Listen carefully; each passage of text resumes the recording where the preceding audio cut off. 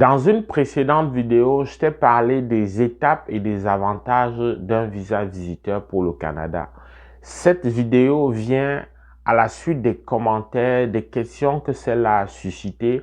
Et ici, on va mettre l'accent sur combien ça coûte et être beaucoup plus précis sur les étapes, mais quelquefois sur les avantages. On ne va pas non plus manquer dans le cadre de cette vidéo de préciser, de démêler tous les sous-entendus et les contre-vérités que la précédente vidéo aurait suscité. Reste jusqu'à la fin pour ne rien manquer de toute cette touche qu'on apporte de plus et qui vient compléter la précédente.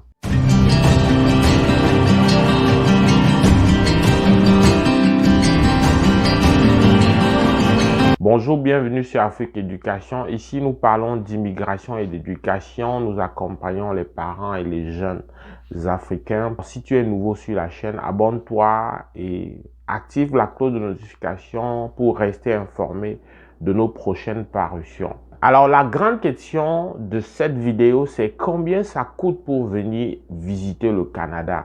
Première chose, ici, la vidéo est faite à l'endroit de ceux qui ont des projets d'immigration permanente. C'est-à-dire, elle est faite pour celui qui a l'intention surtout de s'installer définitivement. Ça entre, voilà, en droite ligne d'une stratégie pour toi qui vise plus tard à immigrer, à t'installer définitivement au Canada. Voilà pourquoi, pour visiter le Canada dans notre conception, donc dans cet ordre d'idées, pour visiter le Canada, je te suggère d'être soit un travailleur, soit un étudiant. En tout cas, d'avoir une occupation formelle. Tu comprends tout de suite que si tu es dans l'informel, si tu n'es pas capable de faire la preuve de ton activité, ça va être très difficile pour toi. Encore moins si tu es chômeur. Donc, définitivement, ça s'adresse surtout à celui qui peut faire la preuve, voilà, de son occupation. C'est quoi précisément les dépenses et les étapes? Il faut commencer par dire que un visa visiteur lui-même ne coûte que 100 $ canadiens. Il coûte certes 100 $, mais il y a des à côté. Parlant d'à côté, il y a les frais de données biométriques qui ont un montant universel, le même partout dans le monde, c'est 85 $. Et c'est valable uniquement si c'est ta première demande de visa.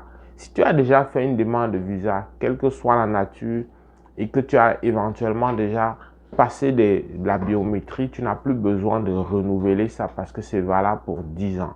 Donc, si on résume, tu as 100 $ pour la demande, tu as 85 $ pour les données biométriques. Maintenant, si tu prends le visa visiteur sous la bannière de touriste, touriste, ça veut dire quelqu'un qui n'est pas supposé avoir eu une invitation, quelqu'un qui, voilà, va faire une réservation d'hôtel. Si on va sur la base de 15 $, si on va sur la base de 15 jours de visite, alors l'équivalent des frais de subsistance pour cette période-là, c'est autour de 450 $, parce que selon la norme nationale, au niveau fédéral, c'est environ 30 $ qu'il faut disposer par jour comme frais de subsistance.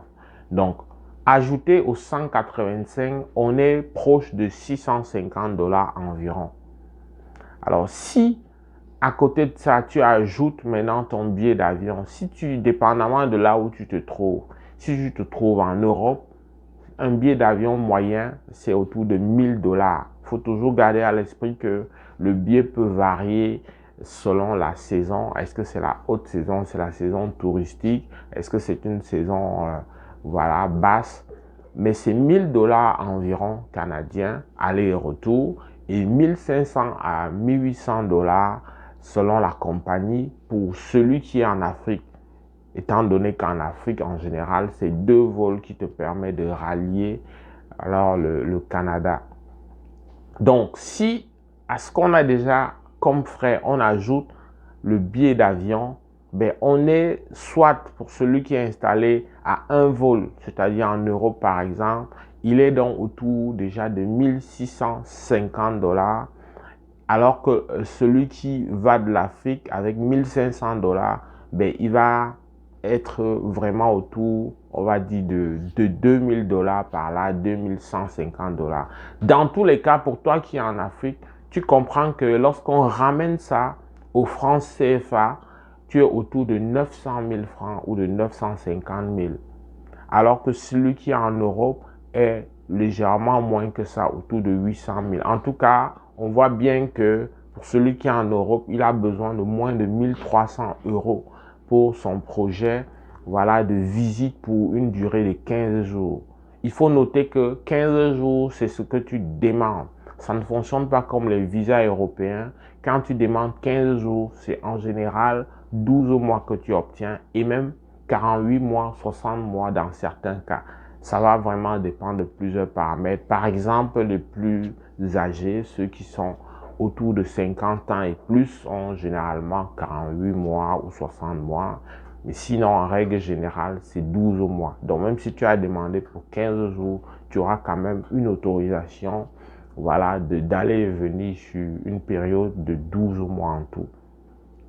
Alors, on peut comprendre que le coût lui-même du visa visiteur est très abordable, même pour quelqu'un qui ne fait pas spécialement un emploi très rémunéré. C'est pas compliqué, avec billet d'avion compris, de se faire 1 million de francs CFA. Ce qu'il faut savoir, au-delà d'avoir 1 million en main, les éléments qui t'attendent, ce sur quoi on doit vraiment mettre un accent, c'est certainement deux grands pans. Le premier pan, c'est par exemple ta réservation d'hôtel. Bon, il faut savoir que tu dois réserver l'hôtel pour la durée de ton voyage. Il faut toujours garder à l'esprit que tu as la latitude, voilà, de choisir l'hôtel et tu peux te faire rembourser en totalité. Il faut toujours regarder les conditions lorsque tu décides de faire une réservation d'hôtel. À côté de ça, en général, les hôtels vont fonctionner avec des réservations sous carte de crédit. Ça peut être à ton nom personnel, mais ça peut aussi être à partir de la carte de crédit d'une connaissance, soit installée déjà au Canada, soit même encore en Afrique, peu importe. Tu peux également faire une réservation de billets d'avion, mais ce n'est pas vraiment une exigence en général dans la procédure canadienne, mais c'est surtout la réservation d'hôtel parce que ça vient démontrer clairement et précisément là où tu t'en vas t'installer. Alors, c'est sûr que si tu ne veux pas emprunter ce chemin, tu auras besoin d'être invité, mais d'être invité par quelqu'un qui va accepter donner voilà, un exemplaire, une copie de sa déclaration de revenus, qui va accepter donner probablement une copie de ses ressources financières, son relevé bancaire. Donc ça, c'est le palliatif à la place de réserver à l'hôtel. Alors, hormis tout ça, un élément central, c'est pour ça que je l'ai réservé pour la fin. L'élément central ici, ça va être, et ça concorde avec ce que je t'ai dit au début, si tu as une occupation, travailleur ou étudiant, tu as besoin de faire la preuve de ton activité. Pour le travailleur, ça peut être une lettre de congé. Pour l'étudiant, ça va être des documents universitaires ou scolaires qui visent à montrer qu'il est en situation d'étudiant à temps plein. Et hormis ça, il y a donc les frais de subsistance, la démonstration la démonstration de l'autonomie financière. On peut le prouver de plusieurs manières selon que voilà, on est travailleur ou alors étudiant, mais dans tous les cas, en général, avec des relevés bancaires, alors avec un compte bancaire qui est fourni et qui montre clairement que la couverture des dépenses peut être supportée sans que ça ne fasse un problème au niveau des revenus, eh bien c'est suffisant pour finalement prouver qu'on est capable de se payer ou alors de s'offrir ce voyage de visite. Bien sûr, tout ce que j'ai dit jusqu'ici est valable pour quelqu'un qui a une nationalité en dehors du Schengen ou une nationalité en dehors des États-Unis.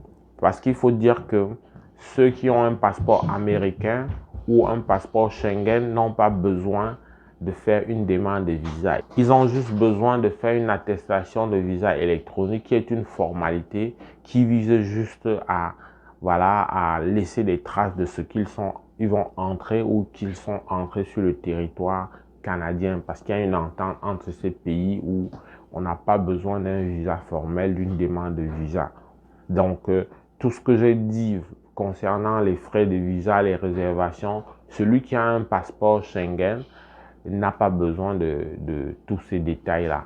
Par contre, celui-là, comme l'Africain, a besoin de comprendre l'intérêt d'un visa visiteur. C'est pour ça que rapidement, je vais pratiquement me répéter sans être long. Le visa visiteur ici va venir t'aider à toucher du doigt les réalités, mais faire des entrevues, éventuellement aller au contact de ceux qui sont de ton domaine professionnel. Ça va accélérer probablement ta possibilité de te faire un contrat de travail. Ça va, selon le programme d'immigration, te permettre de faire ce qu'on appelle la visite exploratoire, qui est un élément important, par exemple, dans le programme du volet initiative stratégique du Nouveau-Brunswick. Ça va être un atout. Et autre chose en rapport avec le visa visiteur, et ça, il faut vraiment démêler ça toutefois, une fois pour toutes. Sur le principe, un visa visiteur, c'est clair, ça ne te permet pas d'étudier ou de travailler.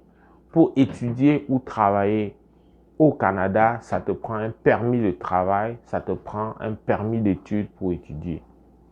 Est-ce qu'on peut te faire la demande de permis de travail ou d'études étant déjà au Canada en tant que visiteur? Naturellement, tu as le droit de le faire, et c'est sûr que c'est une situation qui peut faire en sorte d'accélérer aussi du moment où dans tes informations, tu seras sur le sol canadien.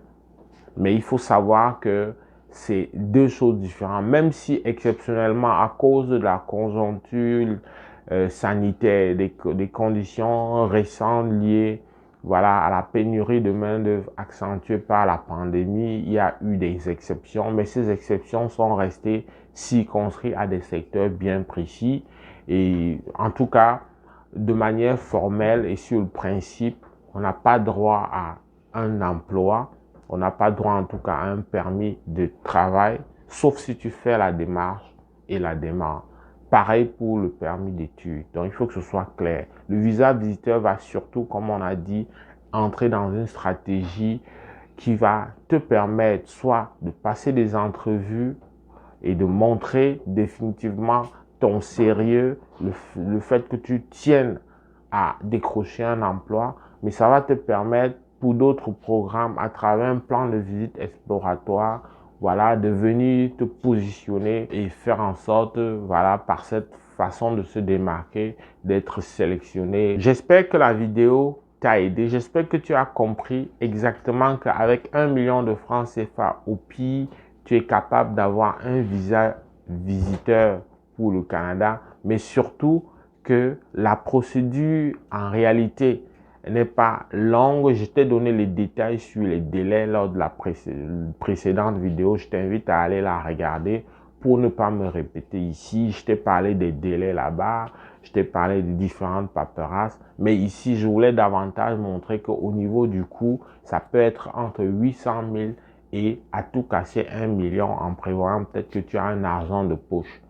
Mais une fois encore, le 15 jours, c'est vraiment pour les formalités de visa, mais tu peux aller toujours au-delà de 15 jours. Alors, avec beaucoup de plaisir, on va se retrouver dans le cadre d'une prochaine vidéo. N'hésite pas à nous laisser des commentaires, à nous faire des suggestions de nouvelles vidéos.